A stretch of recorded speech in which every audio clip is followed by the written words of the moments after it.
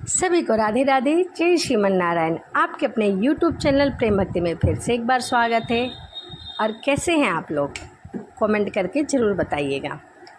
इसी के साथ आज हम सुनेंगे विष्णु भक्त सदना कसाई की कहानी। किस प्रकार भक्त के वश में है भगवान। तो आइए इस कहानी के माध्यम से मैं आपको बताती हूँ सदना कसाई की कहानी। एक कसाई था जिसका नाम था सदना। वह बहुत ईमानदार था। वह भगवान के नाम का कीर्तन में मस्त रहा करता था। वह पूजा पाठ तो ज़्यादा नहीं करता था, परंतु भगवान के नाम का स्मरण करता रहता था। उसका कार्य मांस बेचना था। वह मांस को काट के उसे बेचा करता था। वह मांस बेचते समय भी भगवान का नाम ही गुनगुनाता रहता था। एक दिन वह अपनी धुन में भगवान का नाम जपते हुए कहीं जा रहा था।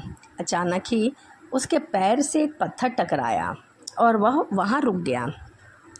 उसने देखा कि वह काले रंग का बहुत ही सुंदर सा पत्थर है।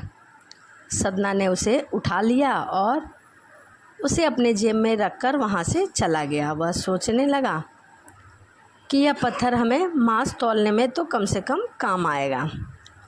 वापस घर आकर उसने वह पत्थर मांस के वज़न को तौलने के काम में लगा दिया।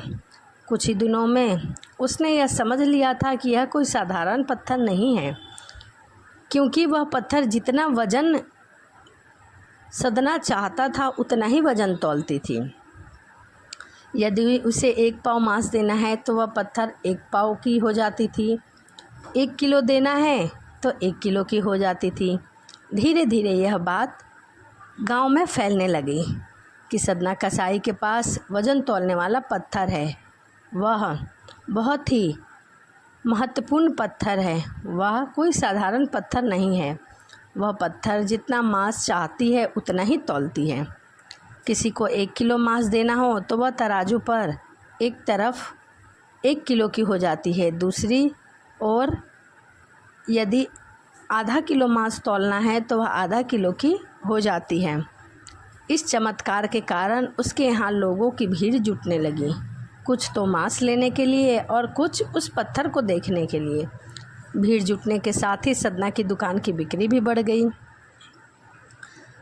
यह बात कानों कान एक शुद्ध ब्राह्मण तक जा पहुँची और वह इस अशुद्ध जगह पर जाना नहीं चाहते थे, परंतु उस पत्थर को देखने की चाहत इतनी थी कि जहाँ पर सदना मांस काटता और बेचता था, ब्राह्मण भी वहाँ पर गए। वह चमत्कारी पत्थर